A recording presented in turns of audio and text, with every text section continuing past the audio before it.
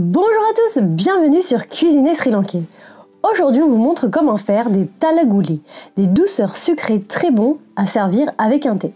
Pour réaliser cette recette, il nous faudra 120 g de kittul jaggery, 130 g de graines de sésame, 45 g de noix de coco râpée et une pincée de sel. Voici le kittul jaggery qu'on a utilisé. On l'a acheté sur le site de Sri Shop. Si vous ne connaissez pas le kittul jaggery, c'est un sucre non raffiné, riche en fibres et minéraux. Au Sri Lanka, il est souvent utilisé en substitut au sucre dans les recettes ou en accompagnement du thé. Pour la noix de coco, vous pouvez en prendre de la fraîche ou celle déjà râpée qu'on trouve en magasin. On commence par dorer les graines de sésame sur une poêle chaude. On fait revenir 1 minute environ, tout en remuant constamment et on retire. Puis on fait pareil avec la noix de coco, surtout si c'est de la noix de coco fraîche car elle était assez humide. On laisse revenir 1 minute environ et on retire. Ensuite, il y a deux façons de préparer ces talagoulis. La première est avec un mortier. On met un peu de graines de sésame et quelques morceaux de kittul jaggery et on écrase. Puis on ajoute un peu de noix de coco et on écrase jusqu'à obtenir une sorte de pâte qui se forme. Si les ingrédients arrivent à se combiner entre elles, c'est que c'est bon. On transvase dans un bol et on refait la même chose avec le reste des ingrédients. Cette méthode est un peu longue et laborieuse, mais si vous avez un mixeur, vous pouvez aller beaucoup plus vite. Dans ce cas, on réserve une cuillère de graines de sésame et quelques petits morceaux de kittul jaggery de côté. Et on mixe d'abord les graines de sésame avec le jaggery. On fait pulser quelques fois.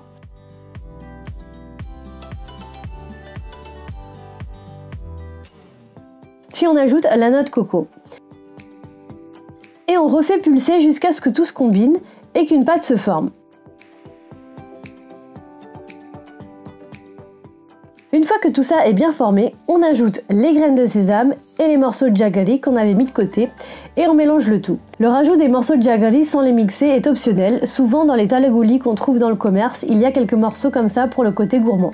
Ensuite, on procède à l'assemblage. Pour que nos talagoulis soient beaux, on a découpé un petit cylindre d'un tuyau qu'on a acheté. On remplit ce petit cylindre de façon très compacte et on pousse d'un côté pour faire sortir la pâte du moule et former un beau talagouli. On refait ainsi avec le reste de la pâte. Vous pouvez très bien les former à la main, c'est un peu moins beau mais ça marche aussi. Et vous pouvez également en faire sous forme de petites boulettes comme ceci. Une fois qu'on a formé tous nos talagoulis, pour les conserver, habituellement au Sri Lanka, ils sont enveloppés dans du papier de soie. Comme les talagoulis sont considérés comme des sortes de bonbons, on coupe des petites entailles sur le côté du papier pour que ça fasse joli. Et comme le papier de soie est fin et que les talagoulis sont un peu collants, on enveloppe d'abord le talagouli dans un papier transparent pour éviter que ça ne tache le papier de soie. On prend d'abord un carré de papier transparent et on enveloppe les talagoulis dedans. Ensuite, on prend un carré un peu plus grand de papier de soie et on l'enroule dedans. Et on twiste sur les côtés pour que ça fasse comme un bonbon. Et voilà, c'est prêt, il n'y a plus qu'à les déguster. Ces talagoulis peuvent être servis avec du thé ou juste être mangés comme des bonbons ou des douceurs sucrées. Souvent, on en prépare pour les fêtes comme le Nouvel An Sri Lankais par exemple, ou pour offrir. Vous pouvez retrouver toute la liste des ingrédients dans la barre d'infos ci-dessous. N'hésitez pas à liker la vidéo si vous avez aimé cette recette et vous abonner à la chaîne. Bon appétit et à bientôt!